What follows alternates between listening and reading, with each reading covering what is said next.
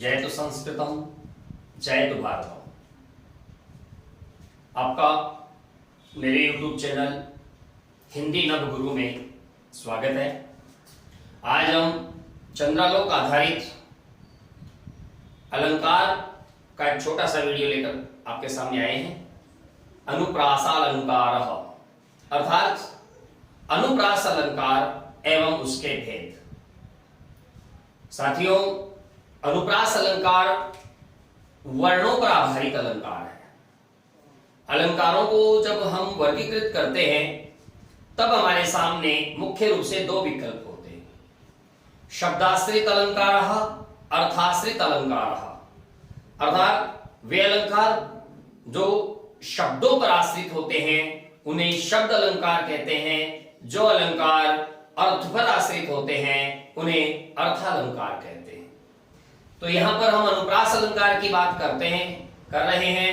तो इसमें ये शब्द और उसके वर्णों पर आधारित होने के कारण शब्दालंकार की श्रेणी में आता है। पीयूष देव ने चंद्रालोक के 5वें मयूख के दूसरे श्लोक में, पीयूष देव ने अपने ग्रंथ चंद्रालोक के 5वें मयूख के दूसरे श्लोक में अनुप्रास अलंकार का उल्लेख किया, 6 का अनुप्रास अलंकार का उल्लेख किया है। जयदेव ने अपने ग्रंथ में अनुप्रास अलंकार की परिभाषा नहीं दी है, सीधे ही उसके वर्गों का, उसके भेदों का वर्णन किया।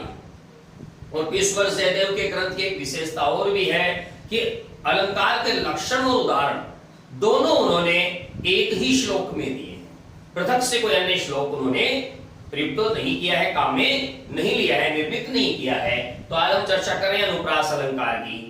जैसे कि अगर हिंदी में बात करते हैं तो अनुप्रास अलंकार का मतलब होता है व्यंजन वर्णों की आवृत्ति स्वर अलग होने पर भी होती है तो वहां पर अनुप्रास अलंकार। हम इसको थोड़े से यूं भी समझ सकते हैं कि वर्णों की आवृत्ति होने पर अनुप्रास अलंकार होता है। कई बार ये आवृत्ति व्यंजन वर्णों की होती है तो कई बार ये आवृत्ति स्वर वर्णों की भी होती है। जैसे अंत्यानुप्रास की बात करते हैं तो अंत्यानुप्रास में अंतिम स्वरों में समानता होती है, जिसे तुकांतता भी कहते हैं। तो सीधी सीधी बात चलते हैं, चूंकि पीयूष देव ने चंद्रालोक में अनुप्रास अलंकार का लक्षण नहीं दिया है, इसलिए हमने अनुप्रास अलंकार का लक्षण साहित्य दर्पण से लिया। आचार्य विश्वनाथ कृत साहित्य दर्पण से हमने अनुप्रास अलंकार का लक्षण लिया है। तो देखिए, लक्षण की जब हम बात करते हैं तो ये कहता है अनुप्रासः शब्द साम्यम वैषम्यापि स्वरस्य यत्। अनुप्रास अलंकार शब्द साम्यम वैषम्येपि स्वरस्य यत्, स्वर की विषमता होने पर भी अगर व्यंजन वर्णों में सादृश्य है तो वहां अनुप्रास अलंकार होता है। साहित्य दर्पणकार ने एक बहुत अच्छी बात और भी बताई है कि अनुप्रास अलंकार जो है वो रसानुगामी होता है। ये आप विशेष रूप से इसका ध्यान रखिएगा कि अनुप्रास अलंकार रसानुगामी होता है। तो उन्होंने परिभाषा में स्पष्ट किया कि व्यंजनों की रसानुगामी अंतः उत्कृष्ट योजना। क्योंकि अंतः इसलिए क्योंकि जो व्यंजन वर्णों की आवृत्ति हो रही है वो बाह्य नहीं है, वो शब्द के भीतर है। और शब्द के भीतर होने से उस पे स्वरों का आवरण भी है, स्वरों से आबद्ध भी है। फिर भी हमें वहां पर ध्यान देना है कि स्वर पृथक हो तो भी वहां पर अनुप्रास अलंकार होता है। तो ये कहते हैं कि व्यंजनों की रसानुगामी अंतः उत्कृष्ट योजना, जो स्वर विषम होने पर भी अगर सादृश्य प्रकट करे तो इसका मतलब है कि वहां पर अनुप्रास अलंकार होता है, स्वर अलग होने पर भी।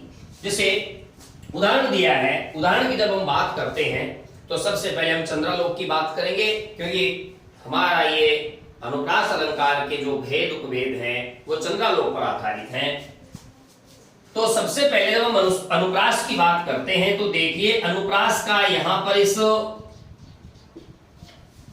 लक्षण के अनुसार अर्थ हो गया वर्णों की आवृत्ति।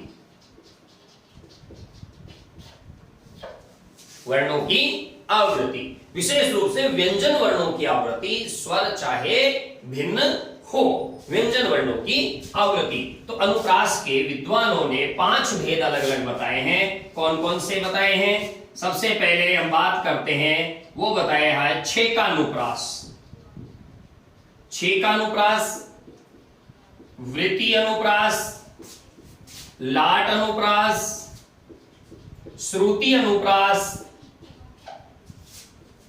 और अंत्य अनुप्रास। छेक, वृत्ति, लाट, श्रुति, अंत्य।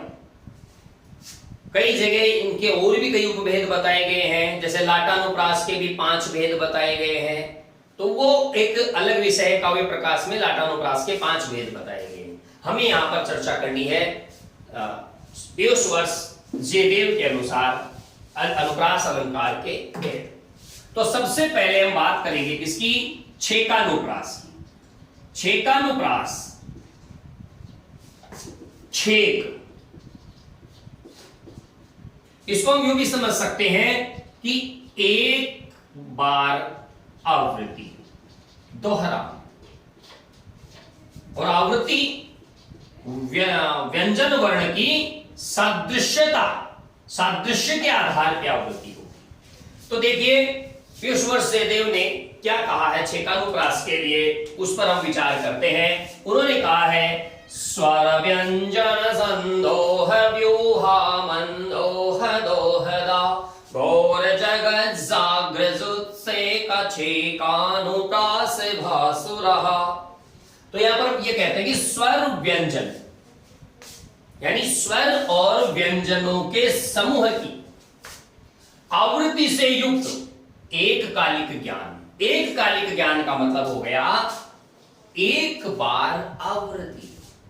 एक कालिक ज्ञान का मतलब हो गया एक बार आवृत्ति उत्पन्न करने वाली तथा संसार में प्रसिद्ध उत्कर्ष वाली वाणी, उस वाणी को छेकानुप्रास से वो वाणी शोभित होती है। भासुरहा, शोभायमान।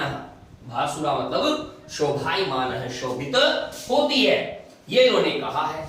अब इसकी अगर हम बात करें तो 2 चीजें इसमें हमारे सामने निकल के सामने आती हैं। सबसे पहले स्वर और व्यंजन। स्वर और व्यंजन, इसका मतलब यह हुआ कि पियूष वर्ष जयदेव जो कि चंद्रालोक के प्रणेता हैं, वो ये मानते हैं कि अनुप्रास केवल व्यंजन वर्णों की आवृत्ति नहीं है।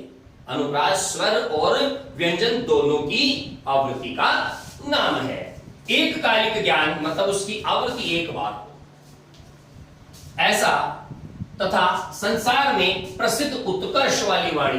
प्रसिद्ध उत्कर्ष वाली वाणी का मतलब वो रसानुगामी होनी चाहिए, अर्थात उसमें रस होना चाहिए। हर किसी का गद्य की पंक्ति को जिसमें वो जो नीरस होती है उसमें अगर हम अलंकार ढूंढने लगे तो वो संभव नहीं है। ऐसी वाणी वो छेकानुप्रास से शोभित होती है। इसका मतलब क्या हुआ कि कई व्यंजनों का एक बार सादृश्य उसमें होना चाहिए। कई व्यंजनों का एक बार सादृश्य उसमें होना चाहिए। वो स्वर का भी हो सकता है और व्यंजन का भी हो सकता है। 2 चीजें इन्होंने यहां पर कही है। अब जैसे एक शब्द इसमें दिया हुआ है शुरू में श्लोक में, देखिए स्वर व्यंजन। स्वर व्यंजन, इसको मैं यहां लिखता हूं। अब आप इस पर गौर कीजिएगा, इन सब में किसकी आवृत्ति हुई है? व में ए की, र में ए की, य में ए की, ज में ए और न में ए। तो इसका मतलब ये हुआ है कि यहां पर ए की आवृत्ति हुई है। अब इसमें एक चीज और को निकालेंगे हम, व्यंजन के ए को निकालेंगे, क्योंकि इसमें अनुसानुनासिक है यानी अनुनासिक ए है, तो इसको निकाल देंगे। तो स्वर शब्द में इस ए की आवृत्ति एक बार हुई है, तो व्यंजन के जय के ए की आवृत्ति भी एक बार हुई है। और किसी स्वर या व्यंजन की एक बार आवृत्ति हो तब वहां पर छेकानुप्रास अलंकार होता है। क्योंकि व्यंजन में जो ए है वो सानुनासिक ए है, स्वर है, और हमें देखना है सादृश्य। सादृश्य सानुनासिक का निर्नुनासिक से सादृश्य संभव नहीं है। ऐसी स्थिति में हमारे पास 2 शब्द बचते हैं, 2 ही स्वर बचते हैं, जय का ए और न का ए। तो जय के ए ये तो हो गया मूल, और न का ए हो गई इसकी आवृत्ति। इसी प्रकार स्वर में व का ए तो हो गया मूल और रे में जो ए है वो हो गई आवृत्ति। तो दोनों ही उदाहरणों में, दोनों ही शब्दों में ए की आवृत्ति एक एक बार हुई। इस वजह से यहां पर कौन सा अलंकार हुआ? छे का अनुप्रास। जयदेव की यही विशेषता है कि उन्होंने लक्षण उदाहरण दोनों एक ही श्लोक में दिए, जो सरल भी है। दूसरी बात देखिए, हम इस शब्द को पकड़ते हैं, ये शब्द समूह है, इसको हम देखते हैं। तो इसमें आप देखिए क्या लिखा हुआ है। यहां से मैं शुरू करता हूं, गहो, और उसके बाद बसता है जगत जागृता। हमने पहले इसमें से निकाल लिया, गौ निकाल दिया, और इस द का उ निकाल दिया, तो ये हो गया उत्सेका। तो ये अलग चीज होगी, ठीक है। अब हमारे पास बच गया ये जगत जागृत। अब आप इसमें आराम से देख सकते हैं, इसको भी अलग करेंगे तो ये होगा जगत, और यहां हो जाएगा जागृत। अब इस चीज को समझने की चेष्टा करें आप। जगत के जय ये हो गया मूल, जागृत का जय ये हो गई आवृत्ति, जगत का गय ये हो गया मूल, जागृत का गय ये हो गई आवृत्ति, जगत का तय ये मूल और जागृत का तय ये हो गई आवृत्ति। तो इस प्रकार से जगत जागृत में हम देख सकते हैं ज, ग और त, इनकी आवृत्ति है। और यह भी हम समझ सकते हैं कि यह आवृत्ति जो है वो केवल एक बार है, मूल और एक बार उसकी आवृत्ति। जब किसी वर्ण की एक बार आवृत्ति होती है तब वहां पर छे का अनुप्रास अलंकार होता है। अब ये तो बात हो गई छे का अनुप्रास अलंकार की। अब इसको देखिए आप, इसी में हम दूसरा उदाहरण भी देख सकते हैं। जैसे ये है संदोह व्यूहा मंदोह दोहता, ये वर्ण है, तो इसको हम यहां लिखते हैं संदोह व्यूहा मंदोह दोहदा। ये हमने यहां पर इसको लिख दिया। अब यहां पर देखिए न, यानी न और द, ये इसको मान लेते हैं मूल। अब न और द दूसरी जगह यहां पर है, ये आ गया न और ये आ गया द, ये हो जाएगी इसकी आवृत्ति। तो न और द की इस क्रम में एक बार आवृत्ति हुई है, और जब इस क्रम में एक बार आवृत्ति हुई है तो इसका मतलब यह हुआ कि यहां पर छे का अनुप्रास। तो इस हिसाब से हम आसानी से समझ सकते हैं कि अनुप्रास अलंकार में जो छे का अनुप्रास अलंकार है उसमें वर्णों की एक बार आवृत्ति होती है। छे का अनुप्रास के बाद जो दूसरा उदाहरण है वो है वृत्यनुप्रास का। और वृत्यनुप्रास के जब हम टुकड़े करते हैं तो हमारे पास शब्द आता है वृत्ति अनुप्रास। इसका मतलब क्या हुआ? इसको हम यूं समझ सकते हैं, कई वर्णों की एकाधिक बार आवृत्ति। जब किसी वर्ण की या कई वर्णों की एक से अधिक बार आवृत्ति होती है तब वहां पर वृत्ति अनुप्रास होता है। एकाधिक वर्णों की आवृत्ति, यह हमें ध्यान रखना। तो यहां उन्होंने जो बात बताई है, पीयूष वर्ष जयदेव ने चंद्रालोक के 5वें मयूख के तीसरे श्लोक में, छे का अनुप्रास दूसरा श्लोक है 5वें मयूख का, वृत्यनुप्रास 5वें मयूख का तीसरा श्लोक है। ये क्या कहते हैं?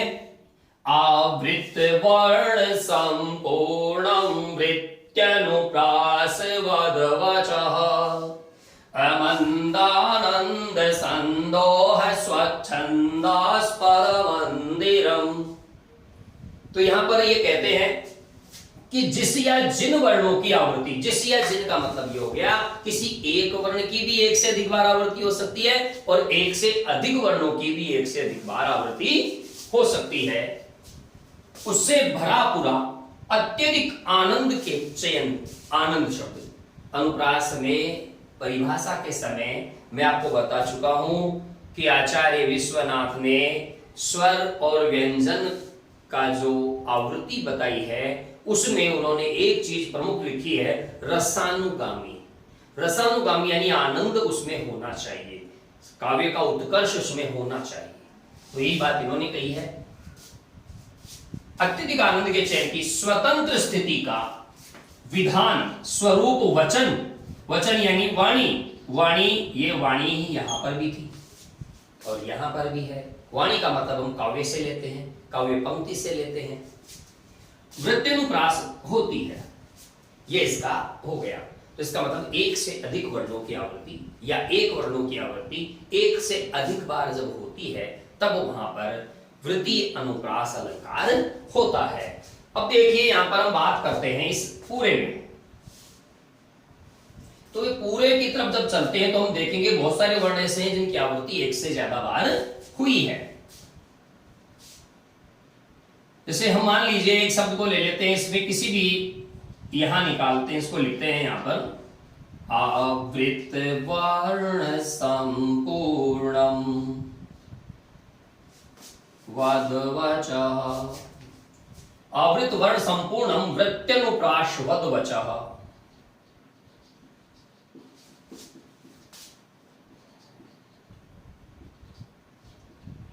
दूसरी पंक्ति इसकी अमंदानंद संदोह है, अमंदानंद संदोह स्वच्छंदास्पद मंदिरम। अब आप इसमें देखिए न और द, इनका कॉम्बिनेशन जब हम देखते हैं तो कितनी बार आता है। सबसे पहले ये अपने को मिलेगा यहां पर, इसमें है न भी है और द भी है, तो इसको हम मान लेते हैं मूल, ठीक है। दूसरा फिर ये रहा, यहां पर भी न और द का कॉम्बिनेशन है, ये एक बार आवृत्ति। फिर तीसरा यहां पर है, ये न और ये द, इसका मतलब ये दूसरी बार आवृत्ति। फिर स्वच्छंद में देखिए यहां पर भी न और द, ये तीसरी बार आवृत्ति। फिर मंदिरम में आ जाइए, मंदिरम में भी ये न और ये द, ये चौथी बार आवृत्ति। इसका मतलब एक या एकाधिक वर्ण, एक से अधिक है, दो वर्ण है न और द इकट्ठे दो वर्ण हो गए तो एकाधिक हो गए। तो एकाधिक या एक से अधिक या एक वर्ण की आवृत्ति जब एक से ज्यादा बार होती तब वहां पर वृत्ति अनुप्रास होता है। तो अमंद आनंद संदोह स्वच्छंदास्पद मंदिरम में न और द कुल 5 बार आया है। ये युग्म कुल 5 बार आया है, एक मूल और 4 दोहरान। तो हम आसानी से इसको समझ सकते हैं। तो ये हो गया अपना वृत्त्यनुप्रास अलंकार, जिसमें किसी वर्ण की या किन्हीं वर्णों की एक से ज्यादा बार आवृत्ति होती है। तो हम आसानी से अनुप्रास अलंकार को समझ सकते हैं। एक बार आवृत्ति होने पर 6 का अनुप्रास, एक से अधिक बार आवृत्ति होने पर वृत्त्यनुप्रास। आज का हमारा ये वीडियो बस यहीं समाप्त होगा। आशा है आपको मेरे द्वारा दी गई जानकारी अच्छी लगी होगी। आप हमारे YouTube चैनल हिंदी नव गुरु को सब्सक्राइब कीजिए, लाइक कीजिए, बेल आइकन दबाना मत भूलिएगा, क्योंकि इससे हमारे लेटेस्ट वीडियो के अपडेट आपको मिलते रहेंगे। और फिलहाल आज की इस वीडियो में इतना ही। जल्द ही मैं आपके समक्ष अगले वीडियो में लाटानुप्रास, श्रुति अनुप्रास, अंत्यानुप्रास लेकर हाजिर होऊंगा। तब तक के लिए नमस्कार, जय हिंद, जय भारत।